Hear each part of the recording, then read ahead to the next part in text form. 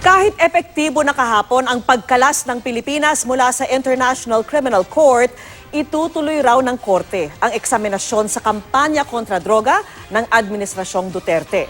Pero may babala ang palasyo. Nakatutok si Cedric Castillo.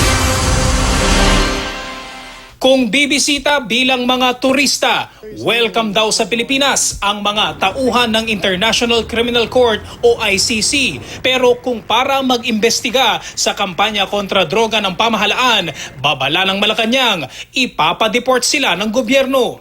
Smile at them and tell them nicely, you can't do it here.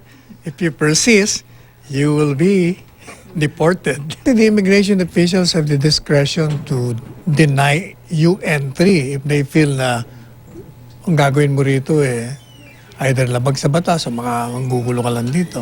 Epektibo na kahapon ang pagkalas ng Pilipinas sa ICC. Bunsod ito ng ginawang preliminary examination ng ICC ukol sa madugong anti-drug campaign ng gobyerno. Pero ayon sa ICC, itutuloy nila ang eksaminasyon kahit hindi na miyembro ang Pilipinas. What is appalling is that the ICC has become a political tool of using its power to politically persecute heads of state, thereby intruding into the sovereignty of this country. Ang ICC ang nag-iimbestiga sa mga individual na inaakusahan ng mabibigat na krimen. Sa isang international law forum sa Department of Foreign Affairs kanina, nagsagutan sina Foreign Affairs Secretary Teddy Boy Locsin at si Professor Elizabeth Aquiling Pangalanan, asawa ni Dean Raul Pangalanan na judge sa ICC ngayon. We got into the ICC to accommodate our beloved colleague Miriam Defensor Santiago, who tragically never assumed her seat in it.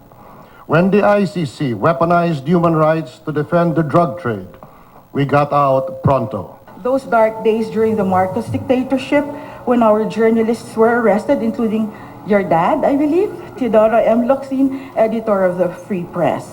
Political activists were disappeared and students were jailed, and we sought refuge in the international human rights movement. Si Senate President Tito Soto sinabing hindi nakikinabang ang Pilipinas sa ICC.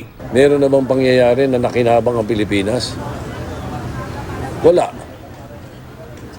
As a matter of fact, ngayon parang pinipirwisyo pa tayo as far as the media is concerned.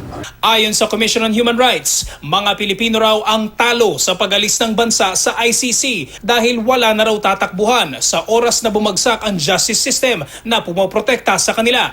Dapat daw ipakita ng gobyerno na handa itong imbestigahan sa mga umano'y extrajudicial killings na itinatanggi nila. Cedric Castillo, Nakatutok, 24 Oras.